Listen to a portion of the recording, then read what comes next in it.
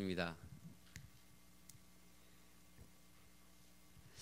제가 유학에 갔다가 벌써 유학에 간지 2009년에 딱 유학을 처음 갔는데요. 벌써 갔다가 온지 지금 생각해 보니까 10여 년이 흘렀습니다. 근데 제가 아직도 기억나는 게 유학을 갔다가 한국에 잠깐 들어와서 아름다운 꿈의 교회에 잠깐 머무른 그 시즌이 있잖아요. 네, 그때 딱 오면 얻는 안정감이 있었어요. 그게 아직도 기억나요. 그 유학 생활을 오래 하다가 이제 혼자 막 이렇게 거기서 투어 다니면서 막 이렇게 하다가 아름다운 꿈의 교회 딱 그 첫 주에 와서 예배 딱 드리면 제 영안에 새겨지는 그 안정감이 기억이 아직도 납니다. 근데 요즘 그 헤이븐 교회에 있다가 여기 교회 오면 그런 느낌을 비슷하게 받아요. 네. 그러니까 제 성도님들의 따뜻한 관심과 사랑이 제 유학 생활을 버티게 했던 것 같이 지금도 여전히 우리 아름다운 꿈의 교회 성도님들의 관심과 기도로 이 교회가 세워나가고 있다는 게 너무나 저한테 큰 위로가 되는 것 같습니다. 계속해서 기도해 주시길 바랍니다. 네, 저희 헤이븐 교회가 현재 40일 작정 기도 중에 있어요. 근데 막 저희가 뭐 어떤 40일 연속 기도회를 막 나와서 막 하고 그 정도는 아니지만 함께 성도님들이 우리 40일 작정해서 기도하자 막 지금 이러고 있는데 기도로 결과를 어떤 바래서 기도를 하는 게 아니라 저희 안에 들었던 확신이 기도가 사역이고 기도로 뭘 얻기 위함이 아니라 기도에 성공한 교회가 되자 해서 지금 저희가 기도하고 있습니다. 그래서 그렇게 기도하고 있는데 아름다운 꿈의 교회도 저 중보기도로 계속 세워지고 있다. 성령의 파수꾼들이 세워지고 있다라는 소식을 제가 듣고 저희가 역시 한 스피릿으로 우리가 함께 가고 있구나라는 확신을 또 얻습니다. 저희가 다른 사역에 흥하기보다 기도에 흥하는 교회가 됩시다. 네, 오늘 사도행전을 나갑니다. 오늘 사도행전을 함께 나아가 볼 텐데 오늘 제 안에 근 한 몇 달간 들었던 하나님이 주신 가장 큰 그 감동과 그 가장 죄송합니다. 제 아들이 저기서 상당히 신경 쓰이네요. 이게 생각보다. 네, 아들이 옆에서 막 이렇게 막 얘기하는데 이제 막 아빠를 좀 이해할 수 있을 것 같고, 네, 그러기도 합니다. 네. 지금 딱 없으시잖아요, 목사님이. 네, 기회입니다. 네. 맨날 제가 여기 성민아 설교 좀 해라라고 부르실 때 항상 저 뒤에 계셔.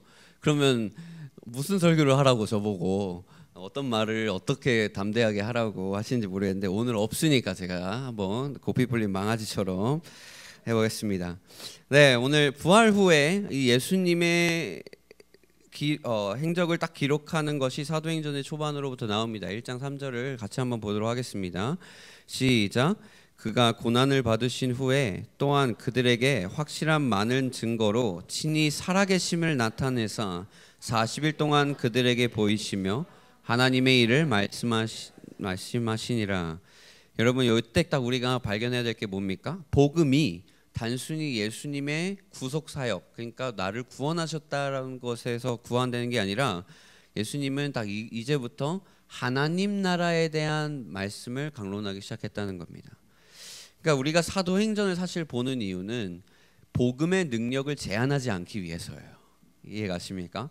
초대교회에 드러난 그 복음과 성령님의 능력이 우리 가운데 나타내지기를 원하는 겁니다.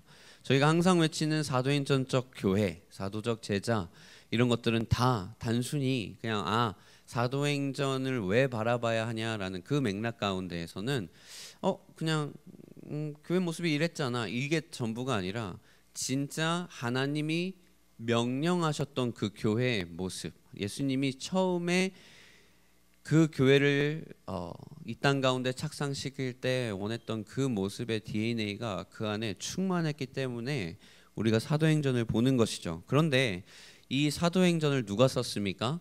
누가가 기록합니다. 그래서 누가복음과 사도행전은 사실 같은 사람이 기록하고 있고 우리는 이 두 개를 하나로 봐서 누가행전이라고 얘기를 합니다.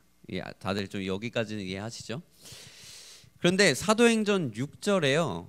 이런 질문으로 시작합니다. 한번 볼게요. 그들이 모였을 때 예수께 여쭈어 이르되, 그들이 누굽니까? 이제 제자들이 이제 물어보는 거예요. 뭐라고 물어보냐면, 주님께서 이스라엘 나라를 회복하심이 이때입니까? 이렇게 물어봐요. 그러니까 질문을 딱 이거로부터 시작을 한다는 건 뭡니까? 사도행전의 전체 그 책은요, 사실 이 질문에 대한 해답을 쓰기 위해 쓰여진 책이라고 볼 수가 있습니다. 가장 처음에 드러났던 질문, 회복입니다. 그러니까 여러분, 사도행전은 어떤 이적과 기적만을 보여주려고 한 게 아니라 회복이 어떤 모습으로 나올 것이냐를 기록한 책인 거예요. 그래서 이 회복에 대해서 예수님은 대답을 하시는데, 제자들의 이 질문에는 어떤 의도가 있을까요? 이스라엘의 회복을 하심이 이때입니까? 제 언어로 하면, 예수님 이제 할 거 다 하셨잖아요, 그죠? 죽으시고 부활까지 하셔가지고 40일 동안 이것까지 하셨는데, 이제는 저희가 원하는 그 이스라엘의 회복, 저희가 그토록 바랐던 그 이스라엘의 회복 주셔야지 않겠습니까? 라고 하는 거예요, 이 질문이. 그러니까 근데 이 회복에 대한 질문에 예수님이 계속해서, 사실 지금까지 제자들을 가르치실 때 하나님의 나라에 대해서 강론을 하셨고, 그리고 누가복음 4장에서부터, 같은 누가복음에서도 얘기할 때 예수님이 계속 선포하신 게, 제자들한테 계속 주입하신 게 뭐냐면 희년이었어요. 희년. 4장 13절 이렇게 얘기합니다. 18절에 주의 성령이 내게 임하셨으니 가난한 자에게 복음을 전하게 하시려고 내게 기름을 부으시고 나를 보내사 포로된 자에게 자유를, 눈먼 자에게 다시 보게 함을 전파하여 눌린 자를 자유롭게 하고 주의 은혜의 해를 전파하게 하려 했다라고 제자들한테 이미 가르쳐주고 있었는데, 그러니까 제자들은 당연히 예수님, 그 포로된 자에게 자유가 되는 그때가 지금입니까? 그죠? 눈먼 자가 다시 보게 하고 눌린 자가 자유롭게 되는 그때가 지금입니까? 라고 묻는 거예요. 어떻게 보면 억울한 질문은 아니죠? 할 만한 질문이잖아요. 그런데 지금까지 이 희년을 바래오고 어떻게든 이 지금 있는 그 로마의 압제에서 벗어나고 싶었던 이 제자들의 그 간절한 희망에 예수님이 어떤 대답을 하시는지 아십니까? 뭐라고 얘기하시냐면 7절에 이렇게 얘기해요. 이르시되 때와 시기는 아버지께서 자기의 권한에 두셨으니 너희가 알 바 아니다. 요즘 애들 말로 뭐예요?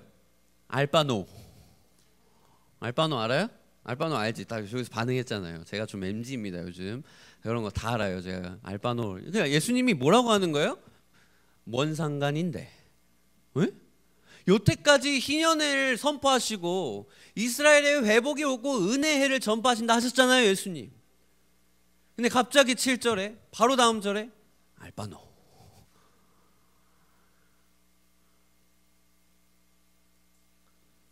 근데 무슨 말 하고 싶으신 겁니까? 너희가 바라는 회복의 모습과 내가 줄 회복의 모습이 다를 수 있다 이거예요. 그러면서 8절에 뭐라고 얘기하냐면 바로 다음 절에 오직 성령이 너희에게 임하시면 너희가 권능을 받고 예루살렘과 온 유대와 사마리아와 땅끝까지 이르러서 내 증인이 될 거야 라고 얘기하세요. 제자들의 질문이 뭐예요? 희년이 언제입니까? 언제 회복해 주실 거예요? 근데 갑자기 예수님은 너희가 내 증인이 될 거래요. 그럼 우리가 이걸 봤을 때 예수님이 지금 내 질문의 요지를 지금 잘못 알아듣셨나? 이게 질문이 들어야 되는 거예요. 왜 예수님은 갑자기 회복이 언제입니까? 라는 대답에 너가 내 증인이 될 거라고 대답하실까요? 여러분 뭐예요? 내가 주려는 회복의 모습은 이 나라의 너희가 지금 바라는 로마의 압제로부터에 대한 회복의 모습이 아니라 너희의 성령님으로 인한 내면의 변화의 회복, 그게 네가 증인으로 변모되는 것이 진짜 회복이다라고 얘기하시는 거예요. 우리가 바라는 회복의 모습, 그들이 바랐던 회복의 모습은 로마 체제에 관한 전복이었습니다. 그러니까 제자들도 예수님 부활했겠다, 이스라엘의 회복을, 정치적인 상황이 역전됨을 바라보면서 이 그림을 그리면서 묻는 거예요. 근데 사도행전을 보다시피 사도행전은 이 정치적인 역전을 기록한 책이 아니라는 거죠. 이스라엘의 회복의 때를 기록한 책이 아니라는 거예요. 상황이요 좋아져야 되는데 암울해져만 가는 책이에요, 이 책이. 2장 3장에 우리가 되게 2장 3장 자주 읽잖아요, 그죠? 막 불의 혀가 막 갈라져가지고 막 그 성령님 임하셔가지고 막 성도의 수가 3,000 더해지고 막 5,000 더해지고 막 그런 사건 보이잖아요. 근데 그게 되게 초반이거든요, 여러분. 사도행전 전체 읽어보면 어디 배가 난파되고 잡혀가 끌려가서 공회에 서고 박해받고 돌 맞아 죽고 여러분 그런 책이에요, 사도행전. 여러분 사도행전 어떤 책입니까? 진짜 회복이, 그 각각 개개인의 회복이 그 나라와 그 강정과 그 교회 가운데에 어떠한 모습으로 나타났는지를 보여준 책이라는 겁니다. 그래서 사도행전 1장 12절에요 이렇게 돼요. 이제 어떻게 되냐면 예수님이 갑자기 그러고 나셔서 승천해 버리십니다. 아니 너희가 내 증인 될 거야 하시고, 제가 읽진 않았지만 성경 읽으시면 따라오세요. 바로 그 다음에 뭐 하시냐면 갑자기 승천해 버리세요. 가버리세요. 제자들의 표정이 어땠을 것 같아요? 에? 아니 이렇게 가시면 어떡해요? 저는요 지금 가면 우리 어떡하라고요? 아니 희년을 전파하셔야 되는데, 부활하신 소식을 전하셔야 되는데 지금 이렇게 가시면 어떡해요? 라고 할 것 같아요. 딱 지금 제자들의 표정. 딱 이제 그 자리에서 예수님의 승천을 딱 목격하고 12절에 제자들이 이제 터벅터벅 돌아오는 거예요. 터벅터벅. 야 이제 큰일 났다, 야 이제 어떡하냐 하면서 감람원이라는 산으로부터 예루살렘에 돌아옵니다. 그리고 근데 이 산은 예루살렘에서 가까워 안식일에 가기 안 맞은 길인데 들어가 그들이 유하는 다락방으로 올라가니 이제 이들이 뭐 하기 시작합니까? 베드로, 요한, 야고보, 안드레와 빌립, 도마, 바돌로메, 마테와 알페와 아들 야고보, 셀롯의 시몬, 야고보의 아들 유다가 다 거기에 있어서 여자들과 예수의 어머니 마리아와 예수 아들과 더불어 이제 뭘 하기 시작합니까? 마음을 같이하여 오로지 기도에 힘쓰더라.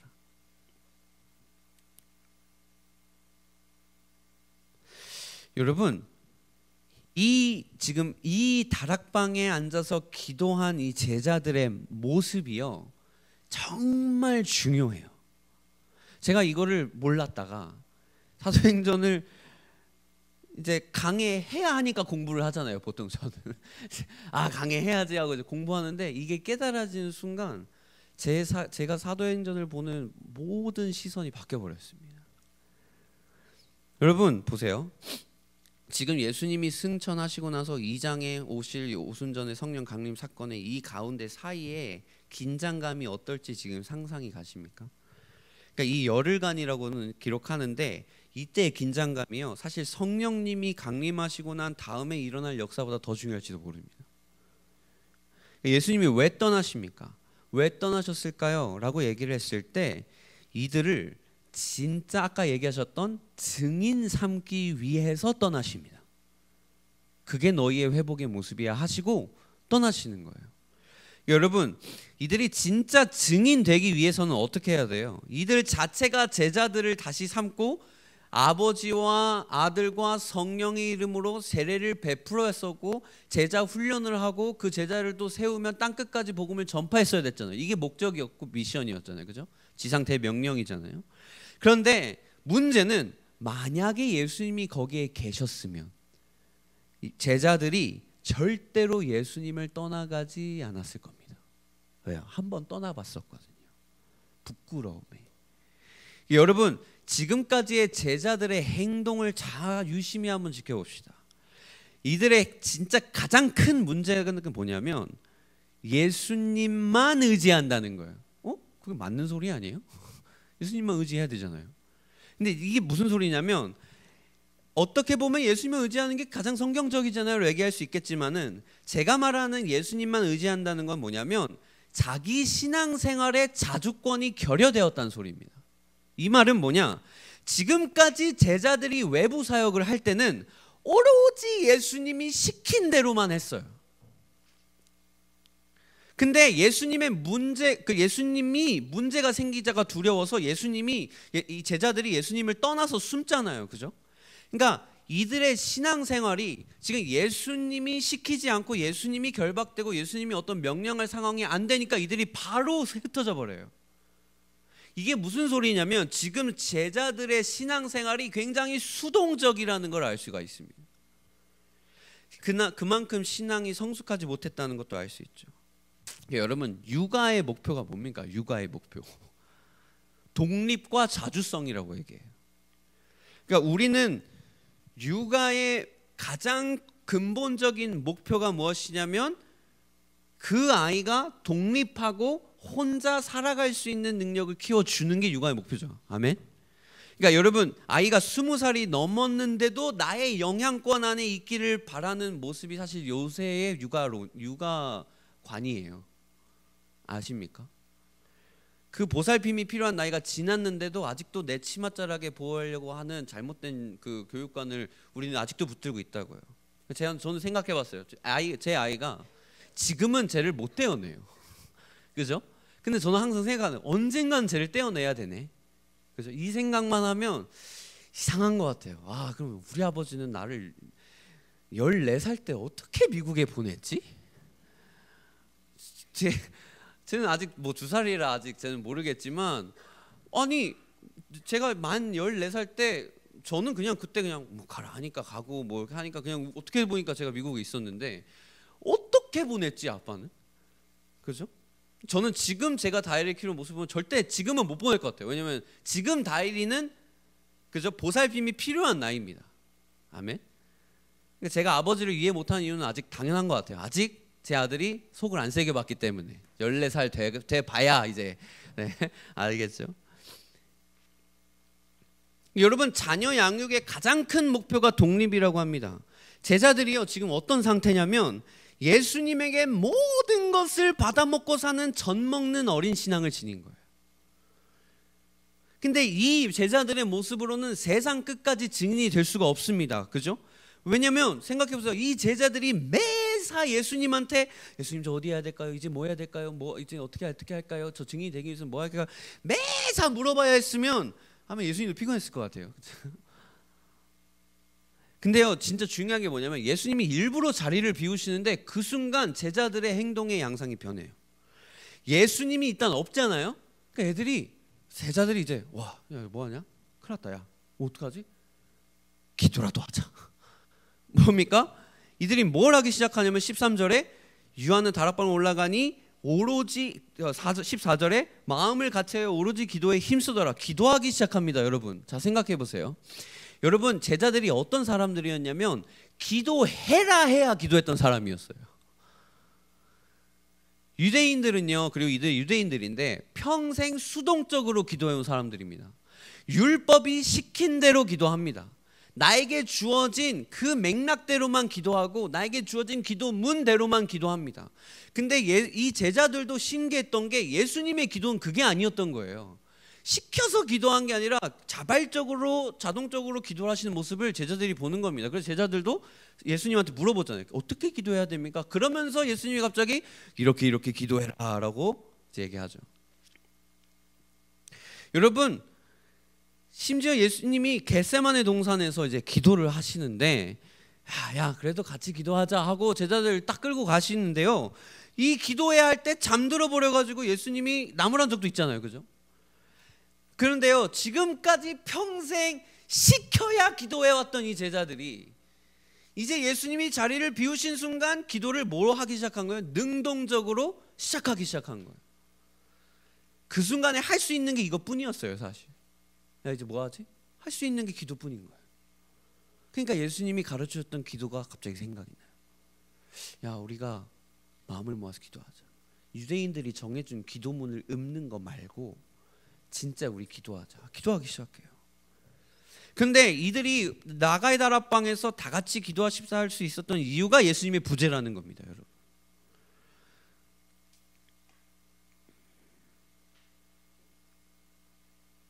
근데 여러분, 우리 상황 가운데서도 이럴 때 있어요. 예수님이 더 이상 역사하지 않으신 것 같이 느껴질 때 있습니다. 근데 어쩌면 그 시간은 예수님이 우리를 버리신 시간이 아니라 우리를 성장하게 하고 싶으신 시간이라는 겁니다. 제가 헤이븐 할 때도 많은 걸 해보려 했어요. 제가 저는 진짜 계획형이고 막 이런 거 막 프로그램 짜가지고 막 해보는 거 좋아하거든요. 안 되더라고요. 하나도 안 되더라고요. 저희가 할 수 있는 게 기도뿐이 없더라고요. 제가 다 제 힘으로 해보려고 했던 거 다 실패하게 하시고, 그런데 지금은 오히려 그런 기도 응답들을 지금 경험합니다. 기도하게 하셔서 기도했더니 기도할 수밖에 없는 상황을 이제 만드셔서 이제 기도하는데, 이제 여러분 기도할 수밖에 없는 상황 주시기 전에 우리 기도합시다. 능동적으로. 네. 여러분, 어미 독수리도 아기 독수리가 스스로 날 수 있는 나이가 되었을 때부터 일부러 절벽에 떨어뜨린다고 해요. 그러니까 절벽에 떨어지면서 바닥에 떨어질 때쯤 엄마 독수리가 다시 아기 독수리 집어서 둥지 위로 올리고 또 떨어뜨리고 올리고 반복하다가, 근데 그 이유가 뭐예요? 어미 독수리가 아기 독수리를 학대하고자 함이 아니라 날개짓을 할 수 있는 법을 가르치는 거예요. 스스로 날 수 있는 힘을 길러주는 거죠. 그러니까 그 아기 독수리 입장에서 생각해봐요. 이 엄마 나 뭐지? 나한테 지금 뭐 하는 거지? 그래서 죽을 듯이 막 하고 있다가 죽을 듯이 날개짓 하다가 결국 또 보면 나중에 자기가 날 때 됐을 때 엄마 독수리가 나를 던졌던 그 이유를 이제 이해하기 시작하는 거죠. 저 유학생활도 좀 비슷했거든요.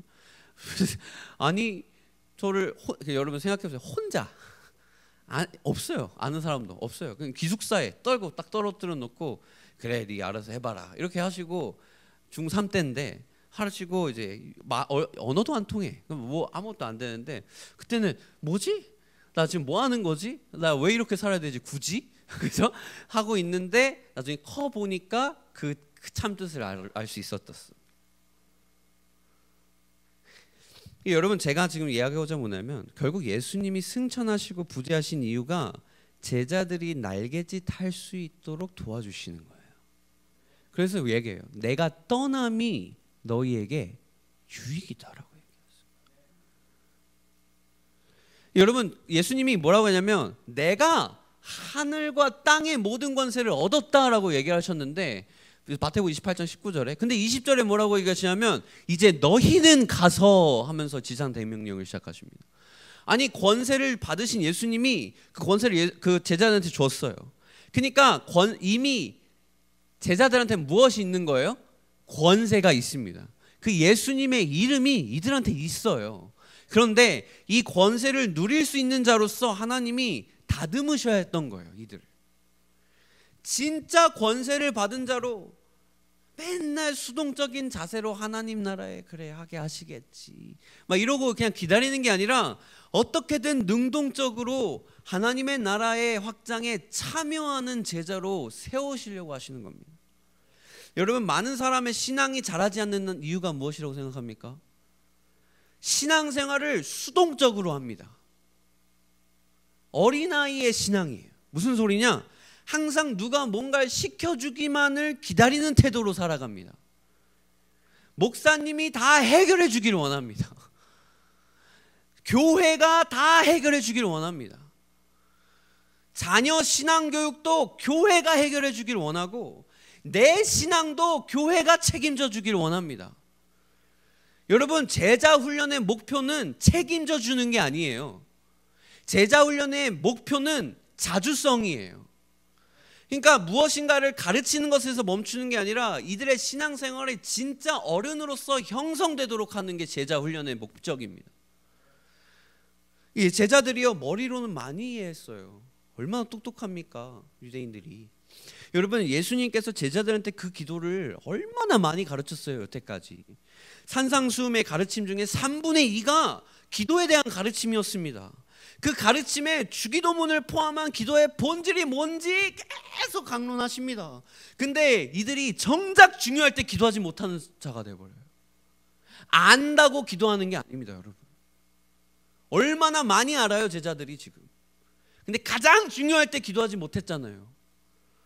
근데 예수님이 가버리니까 이제 이들이 할 수 있는 건 뭐예요? 예수님이 기다리라고 했던 성령님을 기다리는데 그냥 가만히 그냥 기다립니까?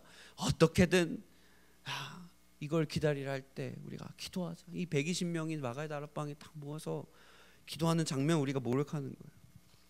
여러분, 마가의 다락방이 진짜 중요했던 이유가 뭐냐면 이제 제자들이 변합니다. 여태까지 수동적으로만 살아왔던 제자들이 예수님이 승천하시고 나서 드디어 무엇인가 첫 사도로서 하나님의 나라의 확장을 위해 전열을 다듬는 거예요. 이제 여러분, 예수님 떠나시고 10일 후에 오지만 사실 생각해 보세요. 우리는 이미 책으로 2장 끝나면 3장 만에 1장 끝나면 2장 만에 성령님 오셔 알지만요. 이들이 딱 기도 시작할 때는 알았을까요? 몰랐을까요? 이게 10일이 될 수 있고 50일이 될 수 있고 100일이 될 수 있고 자기가 죽을 때까지 될 수도 있어요. 언제인지 모르는 상태에서 그냥 기도를 시작하는 거예요. 감사하죠. 10일 만에 오셔서 할렐루야. 네. 그래서 이미 승리하신 예수님의 경험자서도 아직 오지 않은 성령님에 대한 소망으로 하루하루를 버티는데 하나님의 나라의 확장이 어떻게 됐다? 이 기도로부터 시작됐다는 겁니다. 그러니까 하나님이 하나님의 나라를 확장하실 때 가장 먼저 교회 가운데 무엇을 일으키실 거냐면 기도하게 하실 것입니다.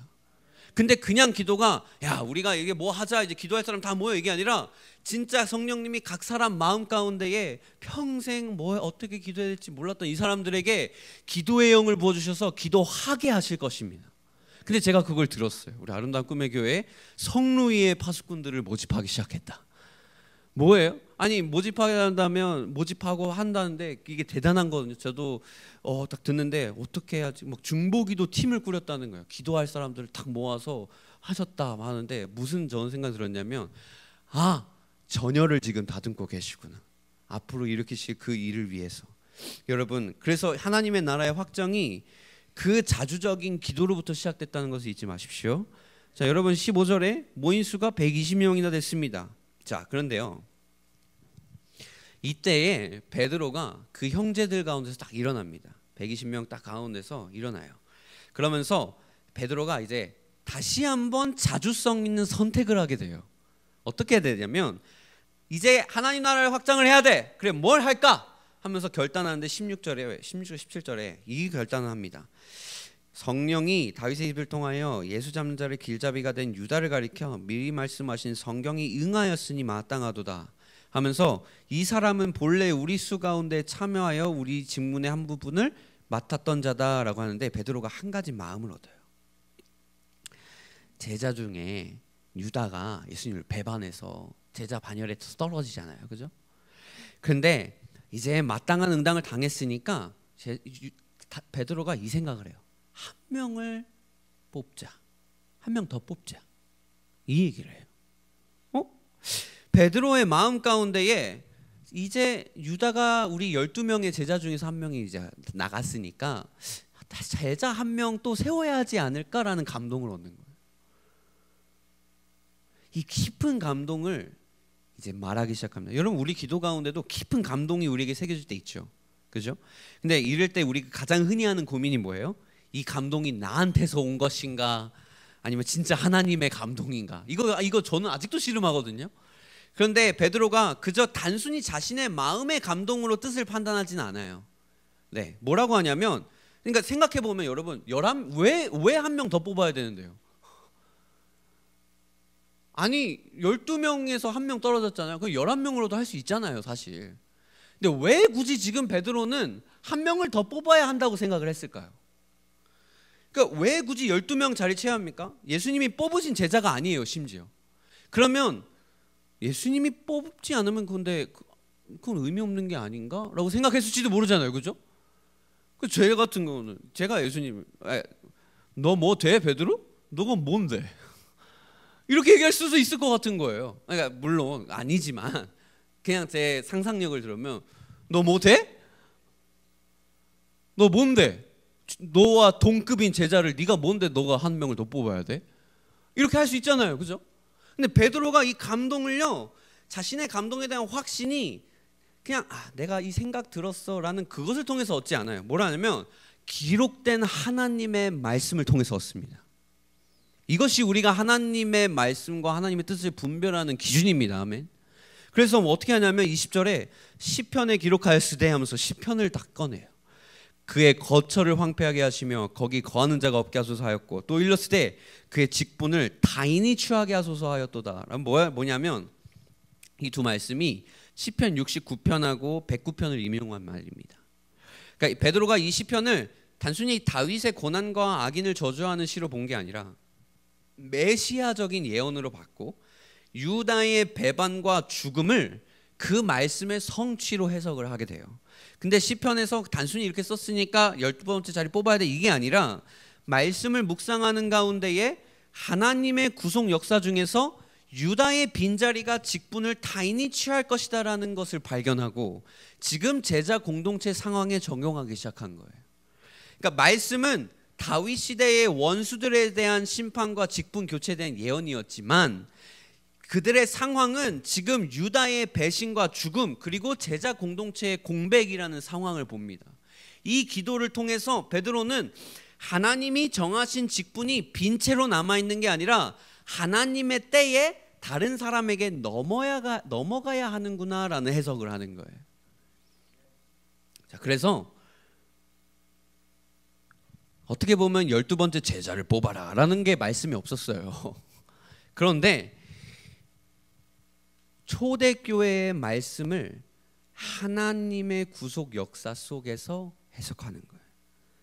여러분, 그 말씀 지금도 우리가 살아가는 이 시대에도 살아 숨쉬는 생명력이 된 줄 믿습니다.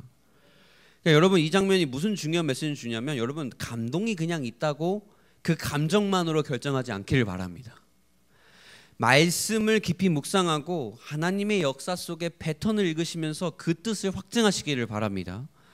여러분, 이게 무엇이냐면 수동적인 신앙에서 능동적인 제자 공동체로 나아간 모습이에요.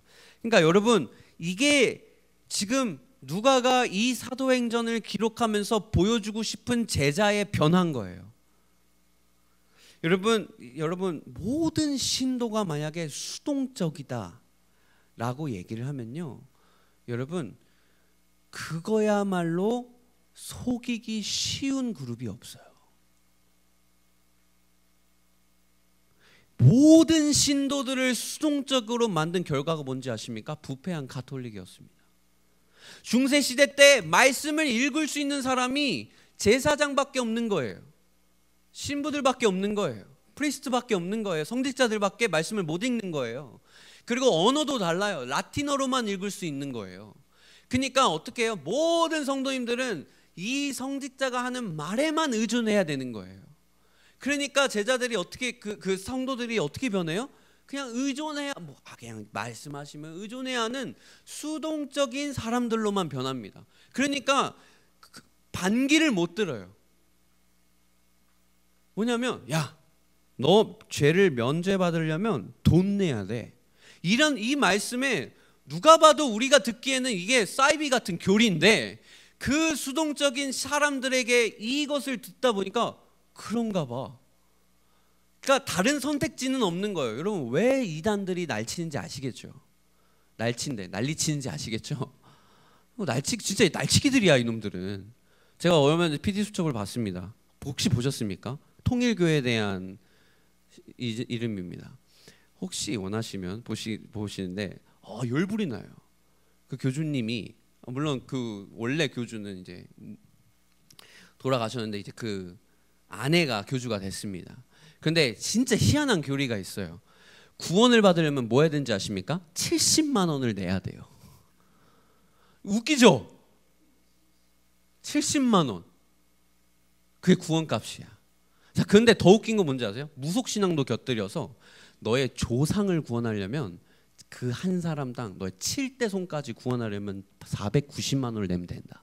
그러니까 어떻게든 숫자 7 다 끼워 맞춰가지고 뭐 70만 원 뭐 해가지고 490만 원. 그러니까 걔네들의 큰 간증이 뭐예요?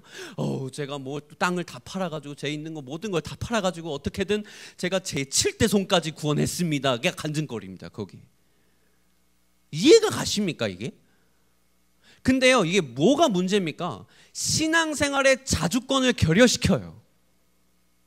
그러니까 그냥 수동적인 제자로만 만들면 얼마나 쉽게 가스라이팅 할 수 있는지 아십니까? 여러분, 진짜 우리가 해야 되는 건, 진짜 교회가 해야 되는 거는 내 말을 들어라 순종을 가르치는 게 아니라요, 성경을 읽어라 하면서 하나님의 말씀에 순종하는 사람으로 세워야 되는 겁니다. 그래서 성경 말씀 읽게 하는 거예요. 근데 교회가 성경 말씀을 안 읽게 하는 게 위험하다는 표시입니다. 아멘. 그래요, 진짜. 좀 감사해요. 아름다운 꿈의 교회가 그렇게 그 말씀 읽으라고 그렇게 닥달해가지고, 그죠? 그게 얼마나 족쇄예요, 우리한테는? 1년에 3번? 네, 목사님 좀 안 계시니까. 네. 그런데요, 왜 해야 됩니까? 그죠? 목사님은 그거 안 하면 더 목회하기 쉬우셨을 겁니다. 그죠? 내 하는 말 그냥 다 따라오고. 근데요, 왜 목사님이 성경을 읽으라 하십니까? 왜 기도를 하라고 하십니까? 왜 기도의 집에 나와라고 계속 재촉을 하십니까? 주일에 그냥 한번 나와서 내가 하는 설교 한번 듣고 땡 하면 끝나는데 왜 그렇게 하십니까? 우리가 제자훈련의 목적이 뭐냐면, 내가 평소에는 누가 먹여주는 그 젖먹이에 맨날 그 꽂아주는 그 젖병만 물고 빠는 그 사람이 됐었다면, 이제 진짜 제자훈련의 목표는 그 사람의 신앙의 성숙이기 때문입니다.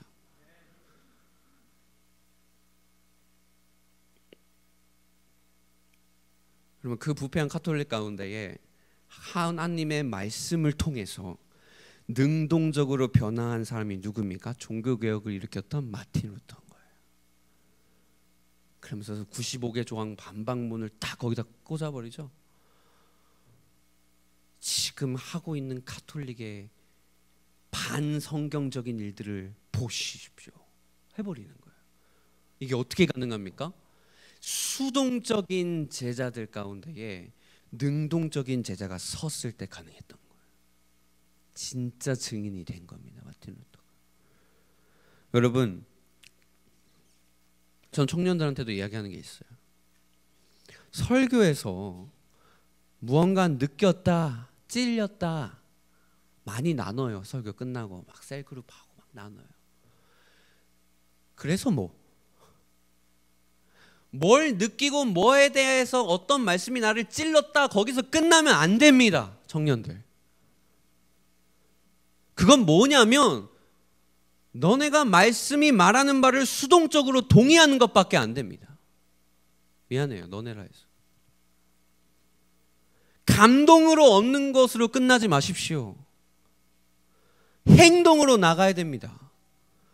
기도해야겠다라는 마음이 아니라, 그럼 어떻게 해야 돼요? 이제 어떻게 언제 기도할 것인지 구체적으로 플랜을 짜는 게 성숙한 그리스도인인 거예요. 근데 우리는 되게 어디서 멈춰요? 감동에서 멈춰요. 우와, 저 말씀 진짜 와 대단해. 이 말씀 나도 몰랐던 건데 와 새로운 지경으로 풀어주셨어.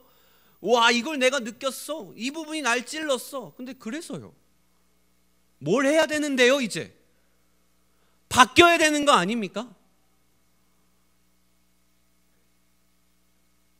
죄에서 벗어나야겠다는 감동 들잖아요. 왜? 성경은 죄를 그렇게 싫어하거든요. 그러면 우리가 설교 듣다 보면 아유 그 죄, 그놈의 죄, 그 죄에서 벗어나야겠다는 감동이 들으면 죄를 싫어하게 해주세요 기도하는 게 아닙니다. 능동적인 제자들은 이제 뭐합니까? 어떻게 해서 그 죄 가운데 거하지 않을 수 있을까 계획 짜는 사람들이에요. 내가 뭐 할 때 그 죄에 빠지지? 보는 거예요, 자신을. 음란물에 항상 빠져서 그 음란물에 대한 그 마음 때문에 죄책감을 가지고 아유 오늘도 주님의 은혜를 바랍니다. 여러분, 주님의 은혜를 값싸게 만들지 마십시오. 그 죄 때문에 그 은혜를 주신 건데 그 죄를 계속 지으라고 은혜 주신 거 아닙니다. 그런데 우리 다 수동적으로 신앙생활해요. 하라고 하는데 아유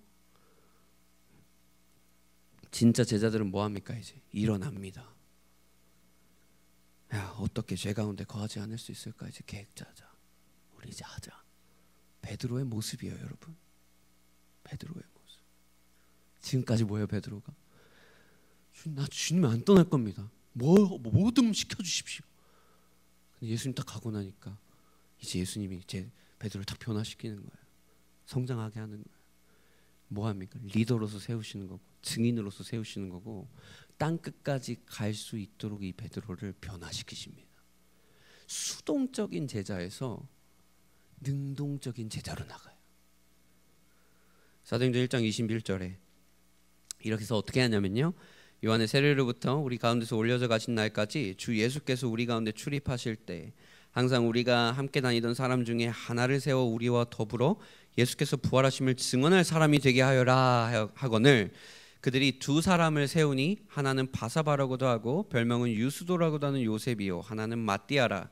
그들이 기도하여 이르되 묻 사람의 마음을 아시는 주여, 이 두 사람 중에 누가 주님께 택하신 바 되어 봉사와 및 사도의 직무를 대신할 자인지 보이시옵소서.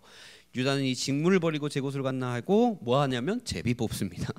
26절에 제비 뽑아 마띠아를 얻으니 그가 11사도의 수에 들어가니라. 그래서 이제 마띠아가요 사도가 돼요. 제자가 돼요. 이제 한 명이 돼요. 이 마띠아는 예수님이 뽑은 자가 아닙니다. 제자들이 뽑은 자들이에요. 특이하죠. 그런데 웃긴 게요, 여러분, 이 성경이 마띠아가 누구고 얘가 나중에 무엇을 했는지 기록하지 않아요. 이 사람이 어떤 사람이었고 과거에는 어떤 사람이었고 앞으로 이 어떤 역할을 행할 사람으로 세워지는지 기록을 하지 않아요. 왜요? 사도행전이 지금 이야기하고자 하는 게 뭐냐면 마띠아가 누구냐가 아니라 그를 선택하게 된 제자들의 모습을 봐라 이거예요. 그러니까 마띠아에 대한 설명은 하지 않아요. 근데 그거를 선택한 제자들의 모습을 조명합니다. 봐라, 이 제자들의 모습이 예수님이 지금 딱 떠나고 나니까 지금 같은 1장이에요. 여러분, 저 1장만 지금 했습니다. 딱 떠나고 가니까 이제 제자들이 이제 어떻게 하지 막 하려다가 이제 기도를 통해서 능동적인 제자로 변화를 받고 이제 그거를 하게 되죠. 제자를 뽑게 되죠. 사건이 중요한 이유가 뭡니까? 전열을 정비하는 거예요. 제자들이 땅 끝까지 이르러 증인이 되는 일을 수행하겠다고 결심하고 이제 그 첫걸음을 떼었다는 의미입니다. 그러니까 어떻게 보면 제자들이 이걸 잘못 보면 지네 마음대로 한 사람 채운 것 같지만 다르게 봐야 됩니다. 누구보다 하나님이 허락하신 자신의 시즌에 순종한 사건인 거예요. 지 마음대로 한 게 아니에요. 여러분, 자유가 있다는 말은 권리가 있다는 말입니다. 그렇죠? 권리가 없으면 자유도 없습니다. 이해하세요? 우리가 자유를 이 땅 가운데서 누릴 수 있는 이유가 뭡니까? 권리가 있기 때문에. 권리가 없는 사람은 자유를 누릴 수 없어요. 예수님이 지금 제자들한테 무슨 권리를 주었죠? 권세를 주었죠? 그죠? 내 이름으로 제자들을 세울 권리를 주셨어요, 이미. 여러분. 그리고 내 이름으로 이들을 세례를 베풀 권리를 이미 주셨어요. 다 있어요. 그런 자유가 있던 애. 그게 신앙의 자유입니다.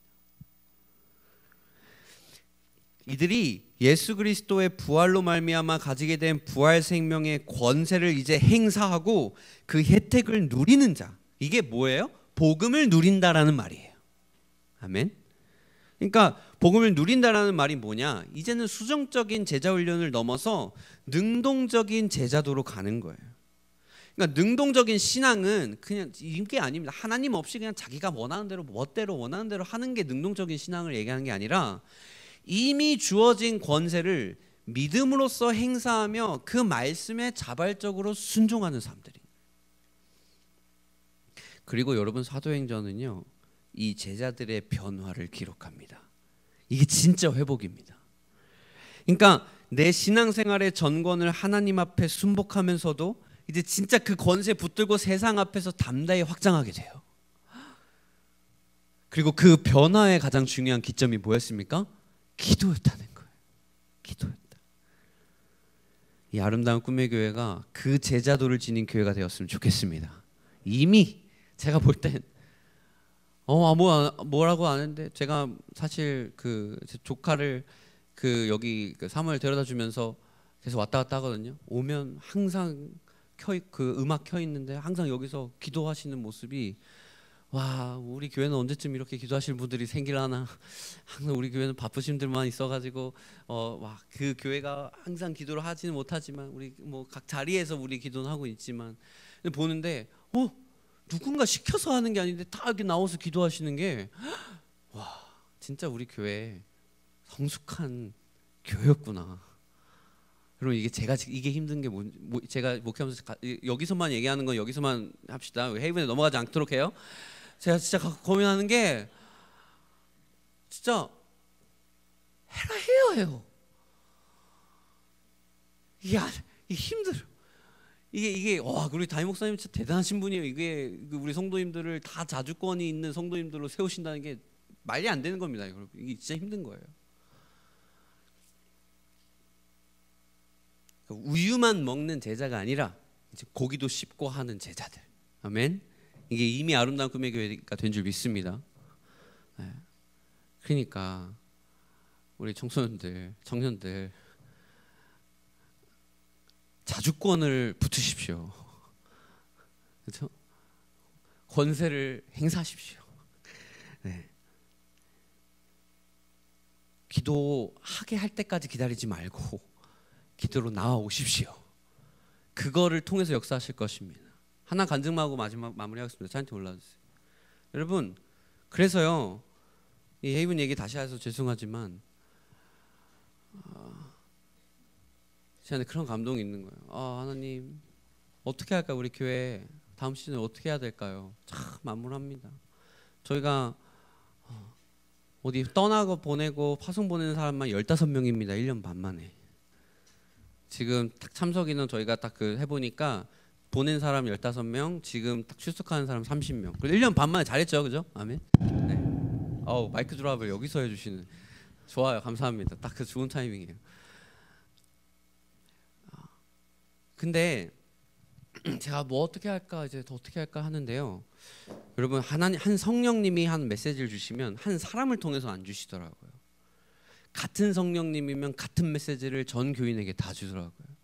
근데 저희가 어떤 바람이 불었냐면, 다 기도해야 해.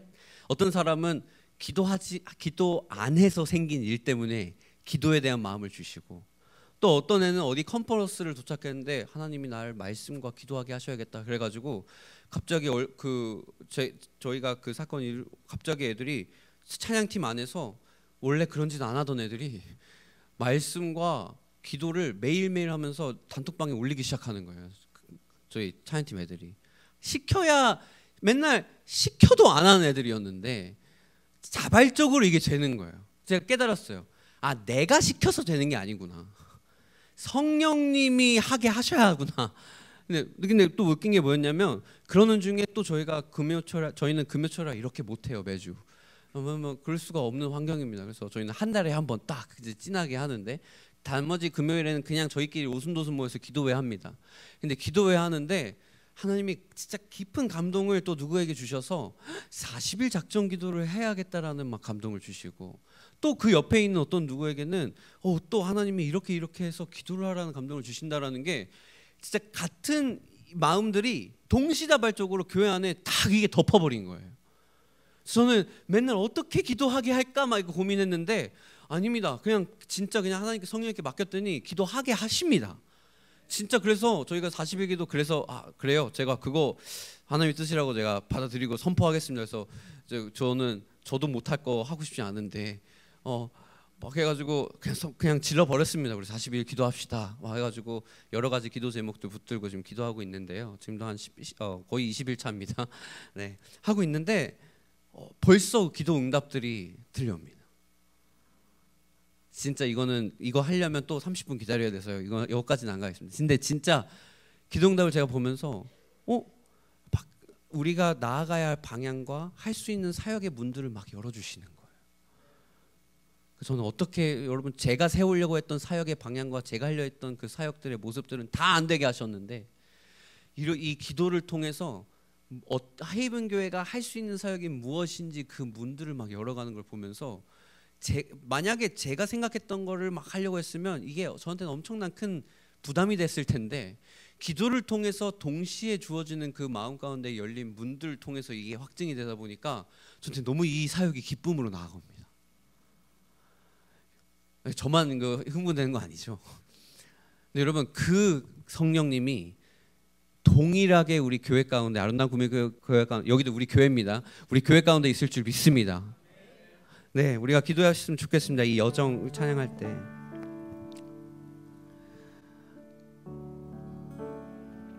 사도적 제자의 말씀을 목사님이 선포하실 때 가장 중요한 건 이겁니다. 그 권세를 붙들고 직접 능동적으로 하나님 나라의 확장에 참여한 자들, 자신의 직장과 자신의 학교와 자신이 거하는 가정과 자신이 있는 그 모든 곳 가운데에 하나님의 증인이 되기 위해서 진짜 전열을 재정비하는 자들, 성령님이 그들에게 임하시고 나서 어떤 모습이 변한지 아십니까? 나중에 베드로가 이렇게 고백합니다. 나는 내가 보고 들은 것을 전하지 아니할 수 없다 얘기해요. 무슨 소리냐면 나는 예수님을 안 전할 선택권이 없다라는 거예요. 근데 그게 맞아요. 왜요? 내 의지는 자유의지가 있지만 성령님은 하나님을 거부할 수 있는 자유의지가 없으신 분이에요. 무슨 소린지 아세요? 성령님은 자신의 존재를 거부할 수가 없습니다. 만약에 내가 성령님의 인치심을 받고 성령님의 충만함을 받은 자라면 증인이 안 될 수가 없는 자입니다. 아멘. 그게 우리의 모습인 거예요. 그러면 진짜 하나님이 우리를 다음 시즌 가운데 어디로 이끌으실 것인가? 평생 하란 대로 했던 사람이 아니라 이제 내가 자발적으로 말씀 앞에 나오는 자들이 되고 이제 내가 자발적으로 기도의 자리를 사모하는 자들이 되는 겁니다. 평생 어떠한 율법과 어떠한 규칙 때문에 이 자리에 나와서 기도했던 사람들이 이제는 진짜 하나님을 향한 사랑 때문에 이 자리에 나와서 기도하기 시작하는 겁니다. 우리가 기도해야 될 것은 다른 게 아닙니다. 성령님 나를 변화시켜 주시옵소서. 주님 다른 걸 변화시키지 내 상황을 전복시켜 주십시오. 기도하는 게 아닙니다. 주님 그 성령님 통하여 증인되지 못하려고 하는 이 나의 나약한 육신을 새롭게 태어나게 하여 주시옵소서. 그 증인이 되지 아니할 수 없는 자로 세워 주시옵소서. 그게 이 능동적 제자의 모습인 줄 믿습니다.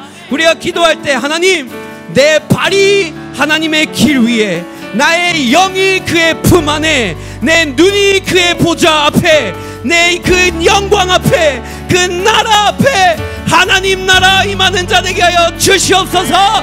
우리 다같이 나의 신앙을 다시 한번 자주권을 회복해달라고 그 성령님 내 안에 역사해달라고 주여 한번 외치고 기도하겠습니다.